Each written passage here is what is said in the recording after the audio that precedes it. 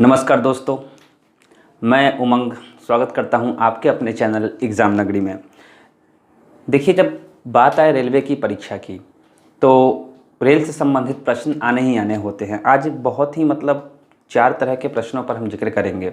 चार तरह के प्रश्न मुख्य रूप से ज़्यादातर आते हैं और भी बहुत सारे प्रश्न आते हैं जिसके बारे में हम लोग बाद में भी डिस्कस कर लेंगे। चार तरह के प्रश्न 10 मिनट के अंदर हम लोग डिस्कस करने जा रहे हैं बिना रोक टोक के। और एक और चीज़ कि मैंने जो किताब आप लोग को बताई थी साइंस की, उसको आप मार्केट से खरीदेंगे तो आपको बहुत प्राइस लगेगा। आप प्ले स्टोर में जाइए और जाके टाइप कीजिए RRB 2020। आपको वो बुक मिल जाएगी 99 रुपीज़ में, और उसको आप डाउनलोड करके और डेली बेसिस पर आप उसको डिवाइड करके पढ़ सकते हैं। चलिए शुरू करते हैं। देखिए, रेलगाड़ी जो है कहते हैं कि भारत की जीवन रेखा है और हर कोई इसे ज्वाइन करके जो है अपने आप को जो है प्राउड फील करवाना चाहता है। तो उसके लिए कुछ आपको करना होगा। हर बार मैं कुछ ना कुछ टॉपिक लाऊंगा, हर वक्त प्रश्न आते रहते हैं। आइए चलते हैं। देखिए, आज मैं चार तरह के प्रश्नों का डिस्कस करूंगा। कौन से प्रश्न, बड़े ही ध्यान से देखिएगा, बड़े ही आसान तरीके से हम लोग सीख लेंगे।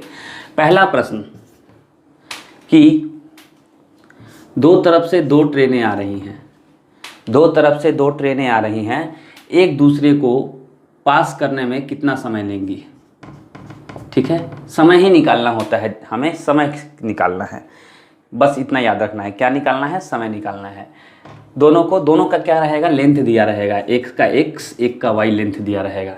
ठीक है, और दोनों का चाल भी दिया रहेगा। ठीक है, चाल मान लीजिए कि A और B चाल, कुछ भी चाल दे देगा। ठीक है ना, दोनों अपोजिट डायरेक्शन में आ रही हैं। ठीक है, पहला टाइप। दूसरा टाइप कि अब एक ही दिशा में चल रही हैं दोनों। चाल में डिफरेंस है, स्पीड में डिफरेंस है, तो आगे पीछे तो होना ही है। अब जो ज़्यादा स्पीड चल रही है वो कितने समय में पार करेगी, यहाँ भी समय निकालना होता है। बहुत ही आसान। मैं बस टाइप बता रहा हूँ कौन कौन से टाइप में अभी आपसे इतने कम से कम समय में डिस्कस करूँगा। दूसरा कि एक ब्रिज है और इस ब्रिज से ये ट्रेन पार कर रही है, तो इसमें भी रहेगा ट्रेन का लेंथ हर हालत में दिया हुआ रहेगा। ट्रेन का लेंथ हर हालत में दिया रहेगा और स्पीड। ठीक है, यहाँ भी ट्रेन की स्पीड दी हुई है और ब्रिज का लेंथ दिया हुआ है। ब्रिज का लेंथ मान लीजिए x है, ट्रेन की स्पीड y है, ऐसा कुछ दोनों का दिया रहेगा। हमें क्या निकालना है? इस पूरे ब्रिज को पार करने में कितना समय लगेगा, यहाँ भी समय। चौथा टाइप है कि एक आदमी खड़ा है, एक आदमी जो है यहाँ पे खड़ा है, या फिर एक पोल यहाँ पे खड़ा है। ठीक है, कहीं एक पोल या एक आदमी रहता है और एक ट्रेन आ रही है। ये ट्रेन जो है इस पोल को या आदमी को कितनी देर में जो है पास कर जाएगी, कितने समय में पास कर जाएगी। ठीक है, यहाँ भी समय निकालना रहता है। सही बात है। तो ये चार टाइप हम लोग मुख्य रूप से पढ़ेंगे। पांचवा टाइप 5, 6, 7, 8, 5, 6 दो टाइप और होते हैं महत्वपूर्ण, मैं उसको आपको बाद में बताऊंगा। चारों एक जैसे हैं, इसलिए जल्दी में हम लोग इसको ख़त्म करेंगे। आइए शुरू करते हैं इसको। देखिए,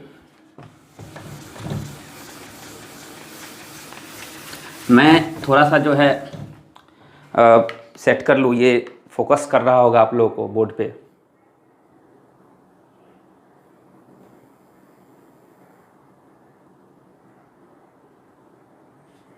चलिए, पहला प्रश्न पे आते हैं। जल्दी में पहले प्रश्न पे आते हैं। पहला प्रश्न क्या कहता है? पहला प्रश्न कहता है कि ट्रेन आ रही है, एक ट्रेन आ रही है मगध एक्सप्रेस, इधर से मगध एक्सप्रेस। दूसरी आ रही है Vaishali express, double line section है, इधर से जाएगी, ये इधर से जाएगी। ठीक है, अब कह रहा है कि दोनों एक दूसरे को पार करने में कितना समय लेगी। तो मान लीजिए कि स्पीड, चाल, अब देखिए स्पीड मान लीजिए v से होता है वेलोसिटी, या इसका स्पीड मान लीजिए x है, इसका स्पीड y है। तो जब भी अपोजिट डायरेक्शन से आएगी तो दोनों का जो है स्पीड क्या हो जाता है? ऐड हो जाता है। ये कुल चाल आ जाएगी। दो चीज आप लोग याद रखिएगा, चाल बराबर होता है दूरी बटे समय। चाल बराबर होता है दूरी बटे समय, इसलिए समय बराबर हो जाता है दूरी और बटे चाल। एक चीज़ ये याद रखिएगा आप, ठीक है। दूसरी चीज़ आपको क्या याद रखना है कि जब भी हमको किलोमीटर से मीटर पर सेकंड में चेंज करना होगा तो मीटर पर सेकंड बराबर होता है, मीटर पर सेकंड बराबर होता है जो भी किलोमीटर पर आवर दिया हुआ है उसको गुना कर देते हैं 5/18 से, ठीक है। ये दो चीज़ आप लोग हमेशा याद रखिएगा, बड़े आराम से हमारा निकलेगा, ठीक है। चलिए, अब ये हो गया कुल चाल और दूरी। हमें चाल और दूरी चाहिए, समय निकालने के लिए दूरी और चाल चाहिए। दूरी जब भी लेंगे तो ट्रेन की जो लेंथ होती है या ब्रिज की जो लेंथ होती है, जो लेंथ दी हुई रहती है वही दूरी हो जाती है। तो मान लीजिए कि एक का लेंथ जो है m और दूसरे का लेंथ n दिया हुआ है, तो कुल दूरी m + n। इस स्थिति में जबकि दोनों आ रही है एक दूसरे के सामने तो क्या होता है, दूरी बट्टे चाल, कुल दूरी हो गई m + n, अब बट्टे चाल हो गया x + y। यही जो है आपका सेकंड में आंसर। जब भी आप मीटर प्रति सेकंड में ज़्यादा कोशिश कीजिए निकालने की, कहीं घंटे में दिया हुआ है तो कोई बात नहीं, आप घंटे में भी निकाल सकते हैं। चलिए एग्जाम्पल लेके देखते हैं। यहाँ पे हम एक ही एग्जाम्पल पे बनाते हैं। देखिए, मान लीजिए इस ट्रेन की लेंथ है 300 मीटर और इस ट्रेन की लेंथ है 400 मीटर, ठीक है। दोनों का लेंथ दे दिया 400 मीटर 300 मीटर। ये चल रही है 60 किलोमीटर, या ये मान लीजिए चल रही है 72 किलोमीटर पर आवर, ये चल रही है 90 किलोमीटर पर आवर, ठीक है। ये है वैशाली और ये है मगध, ठीक है। तो हमें क्या करना है कि सबसे पहले मैंने क्या बताया, मीटर प्रति सेकंड में निकालिए। कभी भी क्वेश्चन में सारी राशियां समान चर में होनी चाहिए, या तो मीटर मीटर मीटर मीटर सबको कीजिए, या तो किलोमीटर, फिर जो मीटर में है उसको किलोमीटर में कीजिए, ठीक है। ऐसा नहीं कि उसको मीटर में ले लिया इसको किलोमीटर में ले लिया, सब समान होनी चाहिए। तो पहले इन दोनों को कीजिए। 72 है, 72 में किससे गुना करते हैं, मीटर प्रति सेकंड में निकालेंगे 5 से, 18 चौक 72, 20 मीटर पर सेकेंड। और 90 को निकालते हैं कुने 5/18 तो 25 मीटर पर सेकेंड, है ना। दोनों निकल गया तो कुल चाल जुड़ जाएगा दोनों का चाल, तो कितना हो गया, चाल तो निकल जाएगा। पहले दूरी हमको चाहिए क्योंकि दूरी बट्टे चाल होता है, तो दूरी जो है दोनों की जुड़ जाएगी लेंथ। 4 और 300 कितना हो गया, 700 दूरी हो गई। और फिर दोनों का चाल को जोड़िए मीटर प्रति सेकंड में, क्योंकि ये किस चीज़ में है, मीटर में है। तो मीटर प्रति सेकंड 25 मीटर और 20 मीटर, 20 और 25 कितना हो गया, 45 मीटर पर सेकंड। इसको कटा दीजिए, आराम से आपका निकल जाएगा। 5 नंबर 45 और 14 × 5 = 70, है ना। आराम से आपका जो है निकल जाएगा। इतना सेकंड आंसर, क्योंकि मीटर प्रति सेकंड में हमने निकाला था, इतना सेकंड हमारा आंसर हो गया। बहुत ही आसान था। चलिए दूसरे दर पे निकालते हैं। क्या करना है, जोड़ देना है। अब देखिए ये तो हो गया। अब एक चीज आप लोग हमेशा याद रखें, कोई भी फॉर्म में दूरी हमेशा जुटती है। ट्रेन की लंबाई हमेशा क्या जुटती है, हर हालत में हमेशा क्या होता है, रेलगाड़ी की लंबाई का योग यूज करते हैं। चाल होता है प्लस या माइनस में। कब होता है चाल माइनस में, अब दूसरा कंडीशन, ये पहला कंडीशन। दूसरा कंडीशन, जब एक ही दिशा में चल रही है ये ट्रेन और ये ट्रेन, मैंने दोनों अलग अलग कलर, एक ही दिशा में चल रही है अलग अलग ट्रैक पे, ये दोनों का अलग अलग ट्रैक है, ये दोनों का अलग अलग ट्रैक है। अब इसका स्पीड है 60, चाहे स्पीड हम वही वाला ले लेते हैं क्योंकि हमें यहाँ निकला हुआ है, बार बार निकालने की जरूरत नहीं पड़ेगी। 72 किलोमीटर पर आवर, चाहे पहला का मान लीजिए 90 किलोमीटर पर आवर और यह है 72 किलोमीटर पर आवर। क्यों मैंने लिया, क्योंकि पिछले ट्रेन तो पीछे, इसको आगे जाना है ना। लेंथ हम लोग मान लेते हैं इसका है 500 और इसका है 300, ठीक है। तो लेंथ मैंने क्या कहा, हर हालत में जुटती है, तो लेंथ को आप लोग जोड़ देंगे 500 + 300 800। लेंथ जो होती है वही होती है दूरी, और समय निकालना है तो चाल। तो चाल बराबर क्या होगा, जब भी ट्रेन एक दिशा में चलती है तो चाल हमेशा माइनस होता है, तो चाल हमेशा माइनस होता है। चाल जो है हमारा कितना निकला था, एक निकला था 20, एक निकला था 25, यानी कि 25 - 20 800, अब बट्टे 25 में से 20 गया 5, ठीक है। 16 × 5 = 80, 160 सेकेंड। आप चाहें तो इसको मिनट में बदल सकते हैं।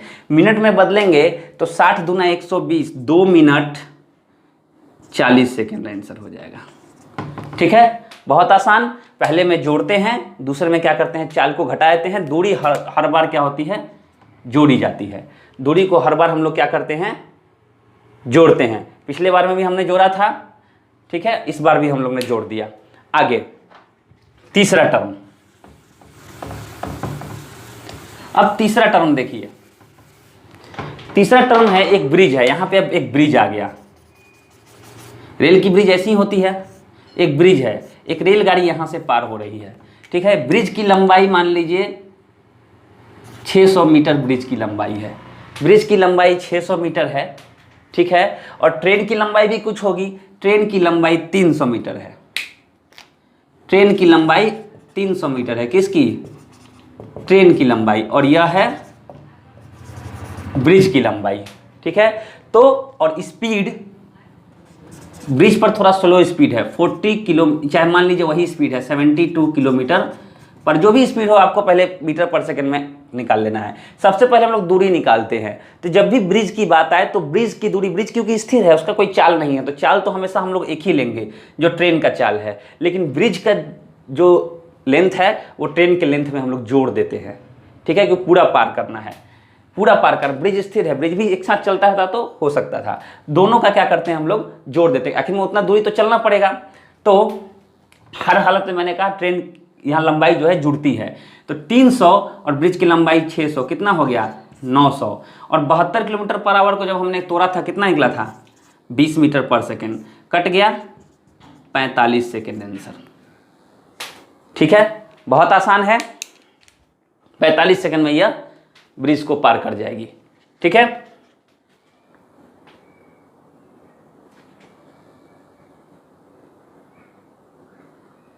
अब ब्रिज को पूरा पार कर जाएगी। चौथा टर्म, अब एक आदमी खड़ा है, एक आदमी है या फिर एक पोल है, एक बिजली का खंभा है, मान लीजिए एक बिजली का खंभा है। अब इसको पार करने में ट्रेन को कितना समय लगेगा। इस स्थिति में क्या होगा, ट्रेन की लंबाई दी रहेगी, मान लीजिए 250 मीटर ट्रेन की लेंथ है। ये ट्रेन की लेंथ है, कितनी, 250 मीटर। ठीक है, और स्पीड है इसकी, हम मान लेते हैं 90 kmph इसकी स्पीड है। हमें निकाला है इसलिए कुछ भी निकाल के 5/18 से कर सकते हैं। 90, मैं जल्दी करने के लिए कर रहा हूँ, 90 kmph इसकी स्पीड है। चलिए देखते हैं कैसे करेंगे। इसमें कुछ नहीं करते हैं, इसमें सीधे जो है ये हो गई दूरी और ये हो गया चाल। दूरी बट्टे चाल, हमारा कितने समय में इसको पार करेगी आदमी को निकल जाएगा। तो समय बराबर दूरी बट्टे चाल। तो दूरी कितनी है 250 मीटर और चाल कितनी है 90। 90 को हमने किया तो कितना आ गया 25 मीटर पर सेकेंड। काट दिया, 10 सेकेंड में क्रॉस कर जाएगी। 10 सेकेंड में एकदम 90 की स्पीड में पास कर जाएगी। ठीक है, तो हमने यहाँ पे 4 चीज़ें सीखी। तो आप लोग कभी भी इस चीज़ को मत भूलिएगा। ठीक है, इस चीज़ को मत भूलिएगा। जब भी पहला हमारा क्या था, पहला टॉपिक क्या था, ठीक है, चारों मैं लिखने जा रहा हूँ यहाँ पे कैसे फॉर्मूला करेंगे। पहला टॉपिक क्या था कि ट्रेन क्या हो रही है, सामने सामने से आ रही है, यानी अलग अलग दिशा में चल रही है। अलग अलग दिशा में, एक जा रही है पूरब, दूसरी जा रही है पश्चिम। ठीक है, तो इस स्थिति में क्या करेंगे, रेलगाड़ी की लंबाई का योग अब बट्टे चाल का योग, तो हमारा क्या निकल जाएगा, समय निकल जाएगा। ठीक है, दूसरी कंडीशन, जब एक ही दिशा में ट्रेन चल रही हो आगे पीछे, तो यहां भी जो है पहला टर्म एक होगा, रेलगाड़ी की लंबाई का योग। अब यहां पे क्या होगा, चाल का अंतर हो जाएगा। यहां पे क्या होगा, चाल का अंतर, जो भी ज्यादा वाला चाल है उस कम में से क्या कर लेंगे, घटा लेंगे। ये एक अलग हो गया। ठीक है, तीसरा मैंने कहा ब्रिज। ब्रिज हो सकता है या प्लेटफॉर्म हो सकता है ना, कुछ भी हो सकता है। प्लेटफॉर्म की भी लंबाई दी रहती है, तो लिख देता हूं मैं ब्रिज, या पीएफ लिख दिया मैंने प्लेटफॉर्म को, हम लोग की भाषा में पीएफ लिखते हैं। प्लस क्या करते हैं, रेलगाड़ी की लंबाई, ये कुल दूरी हो गया। ठीक है, और चाल में ब्रिज तो या प्लेटफॉर्म तो चलता नहीं है, तो खाली रेलगाड़ी की चाल। ठीक है, ये क्या हो गया, तीसरा हो गया। चौथा में क्या रहेगा, एक आदमी खड़ा रहेगा, ये तीसरा हो गया। अगर चौथा में रहेगा तो केवल एक आदमी खड़ा रहेगा या पोल रहेगा, उसको कितनी देर में, तो इसमें कुछ नहीं करना, इसमें सीधे हो जाएगा। रेलगाड़ी की लंबाई मैंने पहले ही बताया था क्या होती है, दूरी, और रेलगाड़ी की चाल, रेलगाड़ी की चाल, इतने समय में वह पास कर जाएगी। तो हर हालत में समय निकालना हम लोग जान गए, कितना आसान था, कोई समस्या नहीं है, आराम से हम लोग जो है, ये बेसिक्स है, ये बेसिक्स है दोस्त, आराम से आप लोग निकाल सकते हैं। ठीक है, आशा करता हूँ आपको समझ में आया होगा और आपको जो है हमेशा के लिए याद हुआ होगा।